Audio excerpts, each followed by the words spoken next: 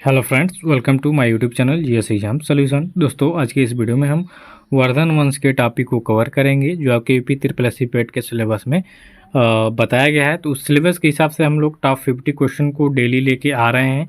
तो आप लोग ज्वाइन करना चाहते हैं तो हमारे चैनल को सब्सक्राइब कर लीजिए और फ्री में सभी वीडियो आपको दी जाएगी और सभी क्वेश्चन एमसीक्यू टाइप के होंगे और टॉप 50 होंगे। ठीक है, तो यह टेस्ट सीरीज 7वें नंबर का, इससे पहले 6 टेस्ट सीरीज आपको दिए जा चुके हैं। इस टेस्ट सीरीज में प्रीवियस ईयर के क्वेश्चन भी सम्मिलित हैं। तो दोस्तों, वीडियो अच्छी लगी तो लाइक करिएगा, कमेंट करिएगा और चैनल को सब्सक्राइब करिएगा। तो चलिए स्टार्ट करेंगे सबसे पहले क्वेश्चन से।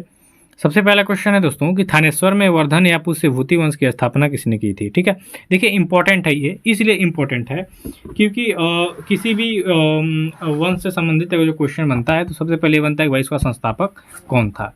तो यहाँ थानेश्वर में वर्धन या पुष्य भूति वंश की स्थापना जो है यह पुष्य भूति वर्धन ने किया था। यह आपके ऑप्शन में पुष्य भूति भी बच देता है। ठीक है, तो यह पुष्य भूति वर्धन या पुष्य भूति, ठीक है, ये आपके वर्धन वंश के संस्थापक या पुष्य भूति वंश के संस्थापक है। तो विकल्प पे इसका राइट आंसर हो जाएगा। ठीक है, आगे बढ़ेंगे तो आगे के क्वेश्चन में है दूसरे नंबर में, कदम्ब राज्य की स्थापना मयूर शर्मा ने की थी। उसने अपनी राजधानी कहाँ बनाई थी। देखिए कदम्ब राज्य, ठीक है, इसकी स्थापना मयूर शर्मा ने की थी। ये इंपॉर्टेंट क्वेश्चन है। ठीक है, और इसकी राजधानी कहाँ थी, तो इसकी राजधानी थी वनवासी। ठीक है, तो विकल्प बी आपका क्या हो जाएगा, राइट आंसर हो जाएगा। नेक्स्ट क्वेश्चन देखेंगे तीसरे नंबर में दोस्तों कि निम्नलिखित में वह अंतिम बौद्ध राजा कौन था जो संस्कृत का महान विद्वान और लेखक था। तो इसमें अंतिम बौद्ध राजा कौन था जो संस्कृत का विद्वान और लेखक दोनों था। ठीक है, तो था आपका हर्षवर्धन। ठीक है, पुष्य भूति वंश का ये था।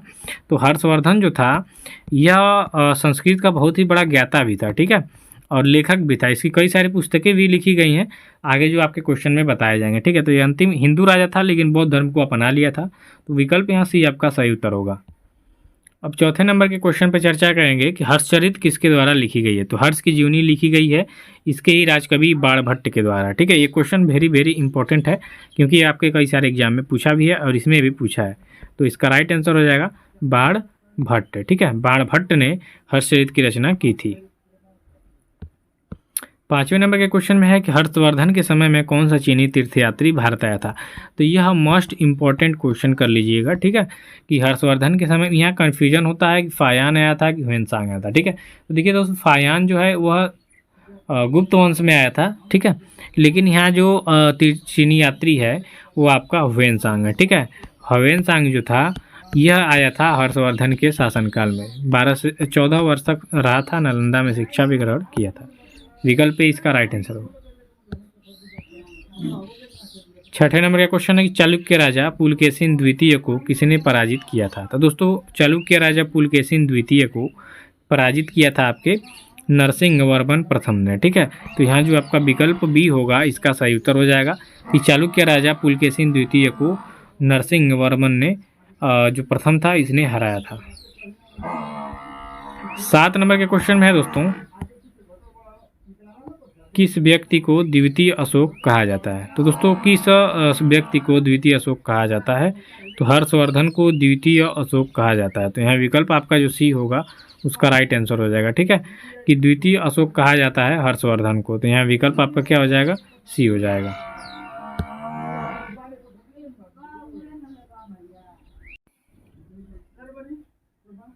क्वेश्चन है कि बाणभट्ट किस सम्राट के राज दरबारी कवि थे। तो दोस्तों, बाणभट्ट की बात करेंगे तो अभी मैंने पीछे क्वेश्चन में बताया कि बाणभट्ट जो थे यह आपके हर्षवर्धन के राजकवि थे। ठीक है, तो यहाँ इन्होंने हर्षचरित भी की रचना की इन्होंने।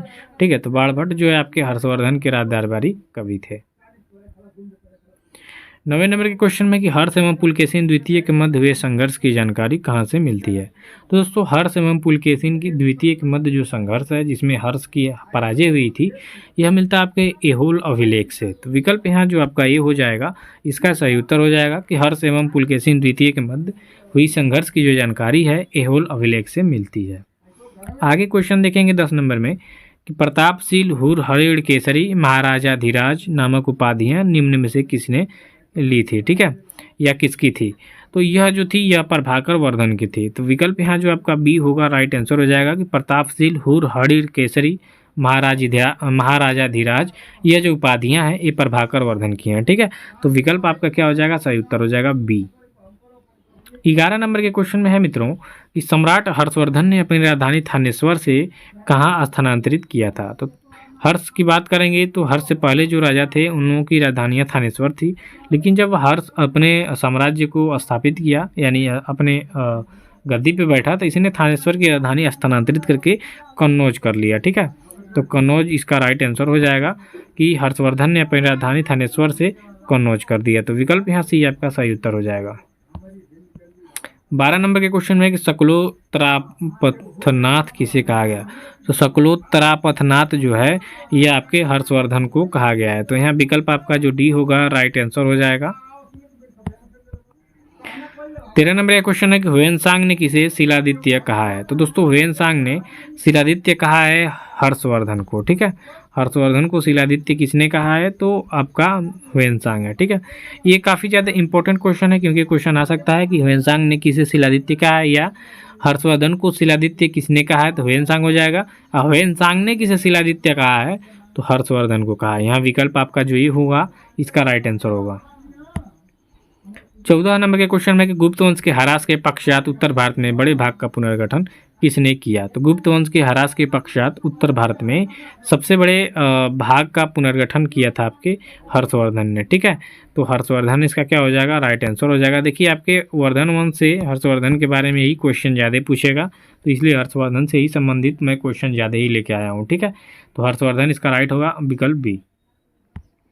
15 नंबर का क्वेश्चन देखिए कि बंगाल का कौन सा शासक हर्ष का समकालीन था। तो दोस्तों बंगाल का कौन सा शासक हर्ष का समकालीन था, तो आपका शशांक था। ठीक है, अब शशांक के बारे में जानिए, किसी ने ही बोधि वृक्ष को कटवा दिया था। ठीक है, बोधि वृक्ष को कटवा दिया था, ये बौद्ध धर्म से सख्त नफरत करता था। तो बंगाल का जो शशांक था ये आपके हर्ष का समकालीन था और इसी ने बौद्ध वृक्ष को, जो पवित्र बौद्ध वृक्ष है, इसको कटवाया था। 16वें नंबर के क्वेश्चन में है कि चालुक्य शासक पुलकेशिन द्वितीय ने किस नदी के किनारे हर्षवर्धन को परास्त किया था। यहाँ समझिए कि पुलकेशिन द्वितीय ने हर्षवर्धन को हराया था। जो पुलकेशिन द्वितीय था ये चालुक्य वंश से संबंधित था और ये हराया था आपके नर्मदा नदी के तट पर। ठीक है, नर्मदा नदी के किनारे यह युद्ध लड़ा गया था पुलकेशिन द्वितीय और हर्षवर्धन के बीच, जिसमें हर्षवर्धन की पराजय हुई और पुलकेशिन द्वितीय जीता था। तो यह नर्मदा नदी के तट पर लड़ा गया था।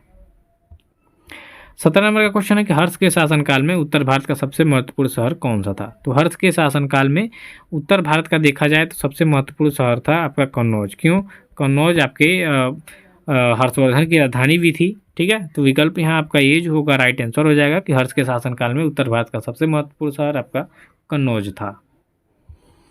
18 नंबर का क्वेश्चन देखिए मित्रों कि हर्ष की जीवनी किसने लिखी है। तो मित्रों हर्ष की जीवनी लिखने का काम किया है आपके बाणभट्ट ने। ठीक है, मैंने पीछे का क्वेश्चन बताया कि बाणभट्ट आपके हर्ष के जो है दरबारी कवि थे और इन्होंने ही हर्षचरित की रचना की, जिसमें हर्ष की जीवनी के बारे में लिखा गया है। 19 नंबर का क्वेश्चन देखिए कि हर्षवर्धन अपनी धार्मिक सभा कहाँ किया करता था। तो हर्षवर्धन जो है हमेशा धार्मिक सभाएं करता था, तो यह करता था प्रयागराज में। ठीक है, जो कि इलाहाबाद जिस है, तो प्रयागराज में यानी प्रयाग में ये जो है हर्षवर्धन अपनी धार्मिक सभाएं करता था।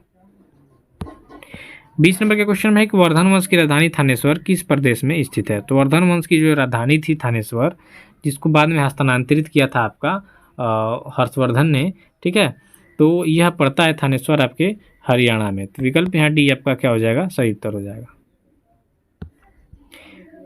21 नंबर का क्वेश्चन में कि हर्षवर्धन की बहन राजश्री का विवाह किसके साथ हुआ था। देखिए हर्षवर्धन की बहन का नाम था राजश्री। ठीक है, और इसका विवाह किसके साथ हुआ था, तो मौखरी नरेश ग्रहवर्मा के साथ। ठीक है, ग्रहवर्मा के साथ राजश्री का विवाह हुआ था, जिसे बाद में मार दिया गया था। ठीक है, इसकी बहन कहानी में बताया जाता है कि सती होने के लिए जा रही थी, लेकिन हर्षवर्धन ने खोज के बचा लिया था। ठीक है, तो मौखरी नरेश ग्रहवर्मा के साथ राजश्री का विवाह हुआ था, जो कि हर्षवर्धन की बहन थी। यहाँ विकल्प आपका जो ये होगा राइट आंसर हो जाएगा। 22 नंबर के क्वेश्चन में हर्षवर्धन के अग्रज राज्यवर्धन द्वितीय की हत्या किसने की थी। तो ये मैंने बताया कि इसकी हत्या कर दी गई थी। ठीक है, किसने किया था दोस्तों, तो शशांक ने, गौड़ नरेश शशांक ने क्या किया था कि जो इनके बड़े भाई थे हर्षवर्धन के, राज्यवर्धन द्वितीय, इनकी हत्या कर दी थी धोखे से। तो विकल्प आपका जो बी होगा राइट आंसर होगा।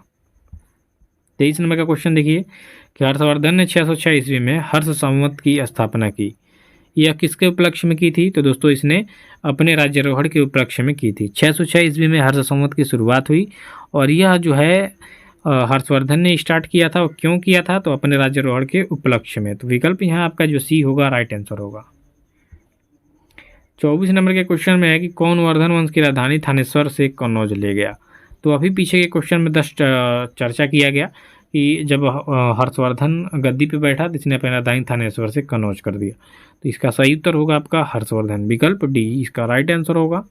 आगे के क्वेश्चन को देखेंगे मित्रों 25 नंबर में कि कन्नौज किस प्रदेश में स्थित है। तो मित्रों कन्नौज की बात करेंगे तो यह स्थित है आपके उत्तर प्रदेश में, ठीक है। तो विकल्प आपका ये होगा राइट आंसर कि उत्तर प्रदेश में कन्नौज स्थित है या कन्नौज उत्तर प्रदेश में स्थित है। 26 नंबर का क्वेश्चन देखिए, ह्वेनसांग की भारत में यात्रा के समय सूती कपड़े के उत्पादन के लिए सबसे प्रसिद्ध नगर कौन था। तो जब ह्वेनसांग ने भारत की यात्रा किया तो उस समय भारत में सूती उत्पादन कपड़े के उत्पादन में सबसे प्रसिद्ध नगर कौन था, तो आपका मथुरा था, ठीक है। इसका सही उत्तर क्या होगा, मथुरा। मथुरा जो था यह आपके समझ लीजिए कि हर्षवर्धन के शासनकाल में सूती कपड़े के उत्पादन का सबसे प्रसिद्ध नगर था। तो विकल्प यहाँ आपका भी राइट आंसर होगा।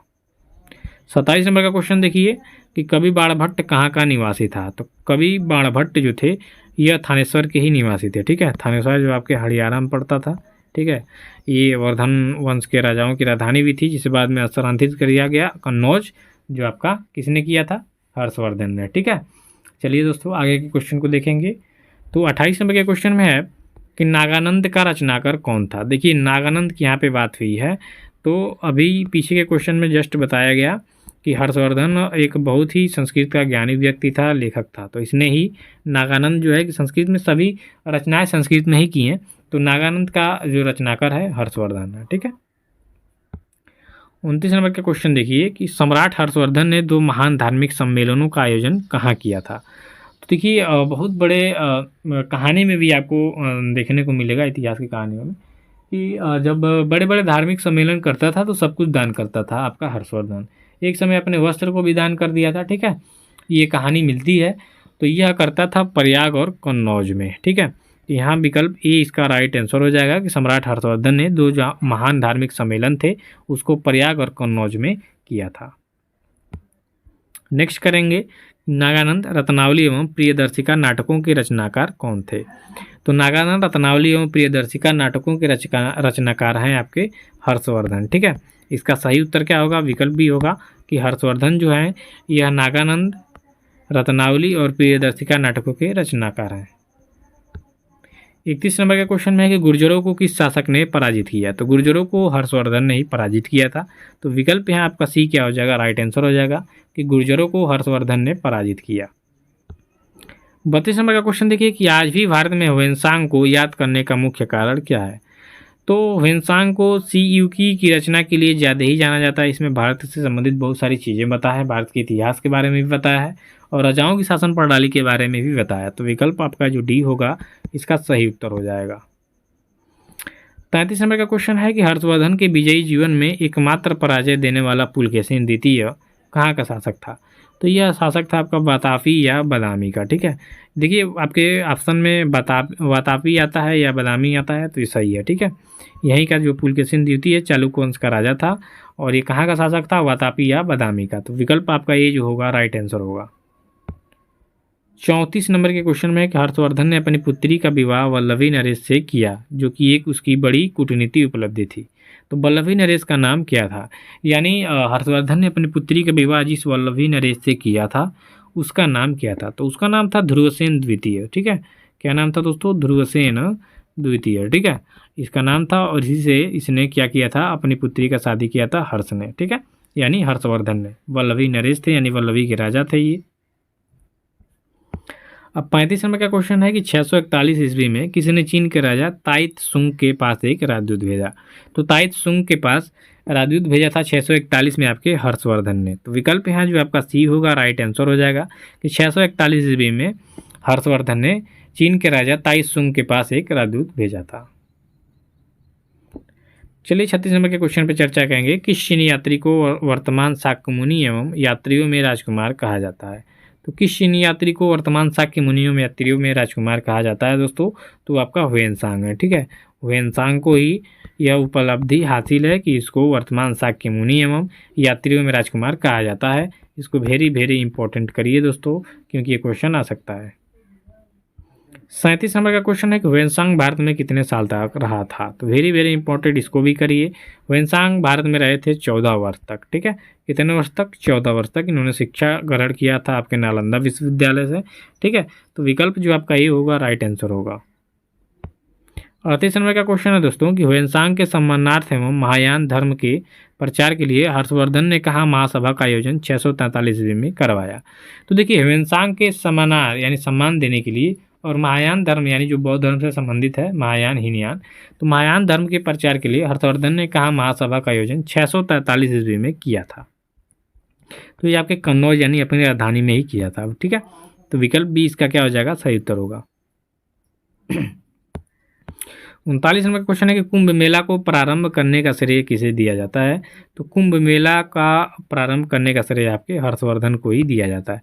तो वेरी मस्ट इंपॉर्टेंट क्वेश्चन, इसको कर लेंगे क्योंकि ये काफ़ी ज़्यादा इंपॉर्टेंट है, आपका आके ये आपके एग्जाम में आ सकता है। 40 नंबर का क्वेश्चन है कि नर्मदा नदी पर सम्राट हर्ष ने दक्षिणावर्ती अग्रगमन को किसने रोका। तो नर्मदा नदी पर सम्राट हर्ष के दक्षिण में विजयी अभियान को रोका था आपके पुलकेशिन द्वितीय, जिसने इसको पराजित किया था। ठीक है, तो विकल्प डी इसका सही उत्तर होगा कि सम्राट हर्ष को दक्षिण के लिए जो इसने विजयी अभियान चालू किया था, इसको रोकने का काम यानी पुलकेशिन द्वितीय जो कि आपके चालुक्य वतापी का राजा था, इसने किया था, हरा दिया इनको, बात खत्म। 41 नंबर का क्वेश्चन है कि निम्नलिखित में से किसने नालंदा विश्वविद्यालय को 100 ग्रामों की आय दान स्वरूप दिया था। देखिए, नालंदा विश्वविद्यालय को 100 गांव से जो आय प्राप्त होगी यह दान में दिया था। तो यह बड़ा काम हर्षवर्धन ही कर सकता था। ठीक है, क्योंकि उस समय हर्षवर्धन सब कुछ दान दे देता था। ठीक है, तो हर्षवर्धन ने ही यह काम किया था। अगले क्वेश्चन में है कि निम्नलिखित में से कौन हर्षवर्धन के दरबार से संबंधित नहीं है। तो इसमें से हर्षवर्धन के दरबार से संबंधित कालिदास नहीं है, चंद्रगुप्त द्वितीय के राज दरबारी थे। ठीक है, तो ये सही है, ये इनके दरबार से नहीं, तो बाकी सब आपके हर्षवर्धन के दरबारी थे। तो विकल्प बी इसका सही होगा। अब 43 नंबर का क्वेश्चन देखिए कि मौखरी शासकों की राजधानी कहाँ थी। तो मौखरी शासकों की राजधानी थी आपकी कन्नौज। ठीक है, तो मौखरी शासकों की राजधानी कहाँ थी दोस्तों? कन्नौज, विकल्प सी इसका सही उत्तर होगा। अब 44 नंबर का क्वेश्चन देखिए कि नालंदा विश्वविद्यालय किसके लिए विश्व प्रसिद्ध था। तो दोस्तों, नालंदा विश्वविद्यालय बौद्ध धर्म के दर्शन के लिए बहुत ही प्रसिद्ध था। ठीक है, तो बौद्ध धर्म संबंधित दर्शन से संबंधित है ये, तो विकल्प यहाँ आपका जो ये होगा इसका सही उत्तर होगा। ठीक है, तो ये हो जाएगा आपका सही उत्तर। वीडियो अच्छी लगी तो लाइक कमेंट शेयर जरूर करिएगा। धन्यवाद।